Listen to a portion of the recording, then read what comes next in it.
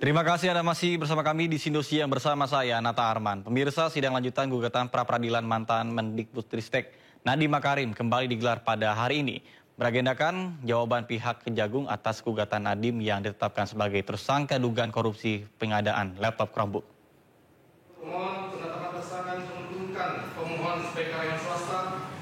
Pihak Jaksa Agung diagendakan memberikan jawaban atas gugatan pra-peradilan tim kuasa hukum Nadiem Makarim di Pengadilan Negeri Jakarta Selatan.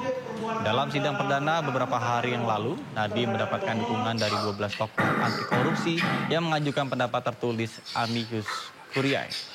Dokumen tersebut disampaikan secara langsung dalam sidang perdana di depan majelis hakim. Selain kuasa hukum kedua belah pihak, orang tua Nadiem juga tampak hadir di persidangan. Mereka meyakini Nadiem tidak bersalah atas kasus dugaan korupsi pengadaan laptop Chromebook Kemendikbudristek periode 2019-2022.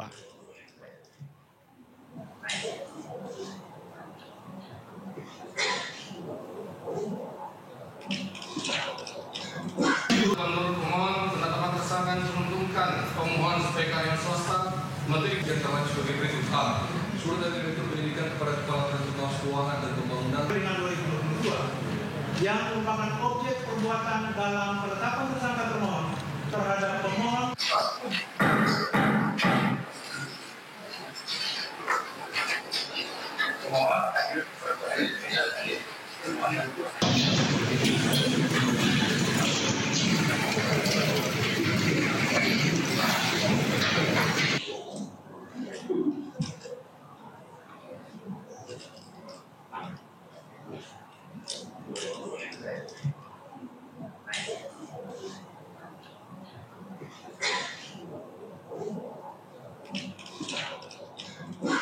Aku hak untuk usulan kop untuk usulan MPR ini nomor 1 untuk pemanfaatan saya dan menurut kami ini tidak pernah menunjukkan apapun untuk berkomunikasi pada Pak.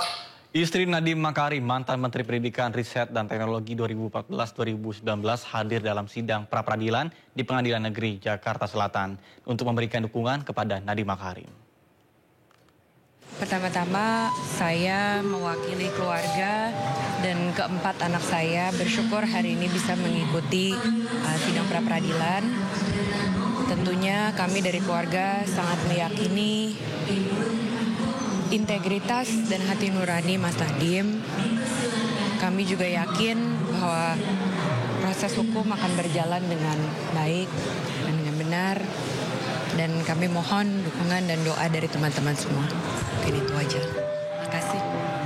Pemirsa, untuk mengetahui bagaimana jalannya sidang pra-peradilan Nadiem Makarim, kita sudah terhubung dengan rekan Wenda Nura di Pengadilan Negeri Jakarta Selatan. Baik, selamat siang Wenda. Apakah sidang sudah dimulai? Silakan.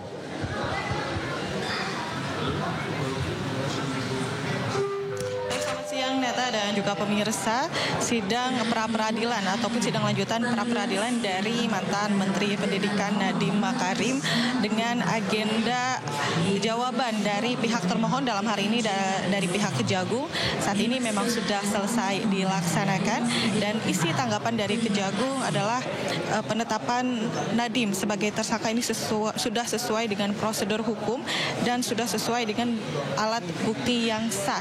Nah, sedangkan pada sidang sebelumnya yang dilaksanakan pada hari Jumat tanggal 5 Oktober yang lalu pada saat agenda penyampaian argumen dari pihak pemohon dalam hal ini merupakan dari kuasa hukum Nadiem ini menyampaikan bahwa penetapan tersangka tidak sah karena bukti permulaan dianggap tidak cukup serta meminta untuk pembatalan status tersangka. Dan selain itu pada sidang sebelumnya juga ada beberapa tokoh yang ingin mengajukan sebagai sahabat pengadilan atau amicus curiae yang mana meminta agar proses dilakukan secara transparan dan dasar penetapan tersangka dijelaskan secara rinci. Namun semua argumen tersebut ditolak langsung oleh pihak dari Kejagung karena dianggap bahwa pra-peradilan ini hanya menguji prosedur, bukan pokok perkara. Nah, pada sidang yang berlangsung pada hari ini, tadi sidang sudah dimulai sejak pukul 9 pagi hari tadi dan sudah selesai sekitar sekitar 15 menit yang lalu, dan Nadiem Makarimnya ini memang tidak hadir dalam sidang yang dilaksanakan pada hari ini. Namun tadi memang terlihat ada istri, ayah serta keluarga dari Nadiem yang lain, dan kami informasikan bahwa sidang pra-peradilan ini masih akan berlanjut pada pukul 2 siang hari nanti dengan agenda jawaban dari pihak Nadiem. Dalam hal ini pihak kuasa hukum dari Nadiem.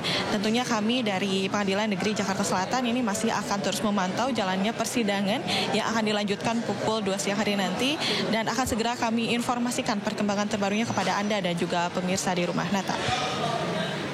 Baik, terima kasih Wenda Nura melaporkan langsung dari Pengadilan Negeri Jakarta Selatan. Selamat bertugas kembali dan salam sehat.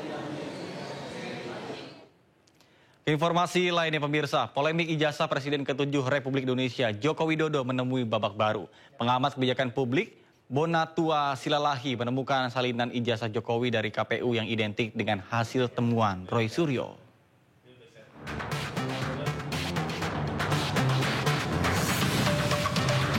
Drama polemik ijazah Presiden ke-7 RI Joko Widodo kembali mencuat usai pengamat kebijakan publik Bonatua Silalahi mengaku berhasil mendapatkan salinan ijazah Jokowi dari KPU.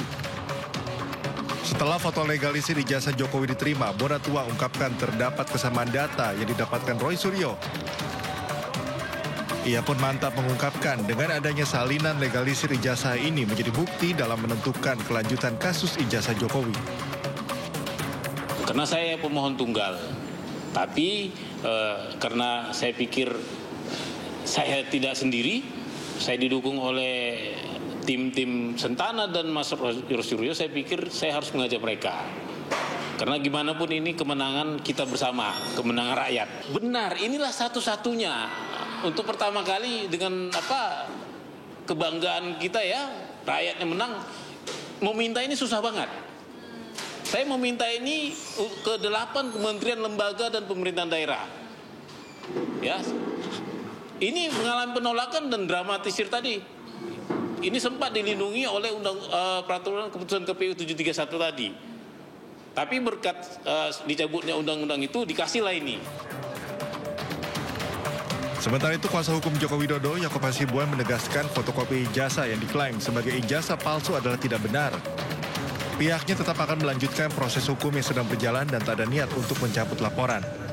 Selain memastikan keabsahan dokumen ke KPU, Yaakob menyatakan pihaknya terus mengawal proses hukum demi menjaga nama baik Jokowi. Itu sangat tidak benar dan tidak berdasar. Harus saya sampaikan bahwa itu sangat menyesatkan dan sangat berpotensi menimbulkan permasalahan hukum yang lain dan yang baru. Karena dari dulu kami sudah sampaikan selalu berkali-kali, jangan sampai tuduhan-tuduhan ini dilanjutkan. Karena dari Baraskrim sudah menyatakan itu asli, dan juga ada proses hukum yang sedang berjalan di Polda Metro Jaya.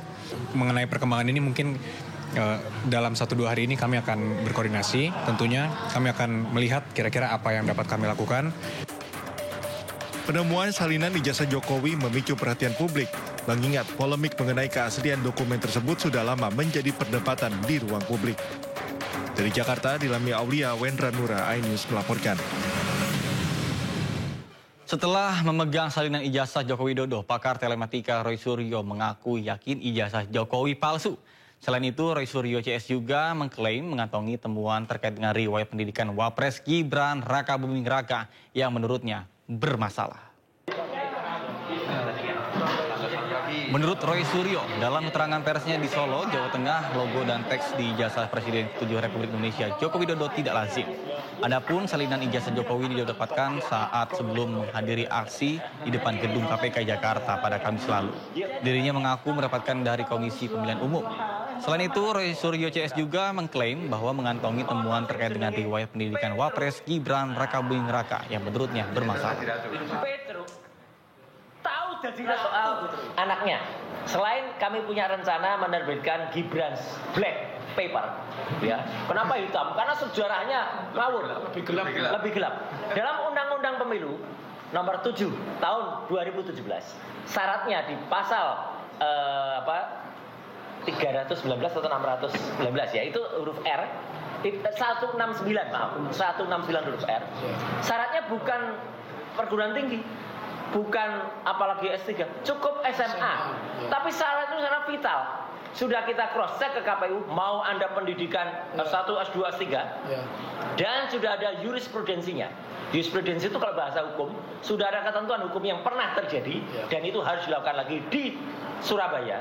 Seorang caleg partai Nasdem waktu itu mendaftar, dia sudah doktor di Amerika, karena dia nggak punya ijazah SMA, nggak bisa. Karena ijazah SMA-nya tidak ada, maka tidak ada. Ini juga. Jadi yang namanya Gibran itu tidak ada ijazah SMA-nya. Ya.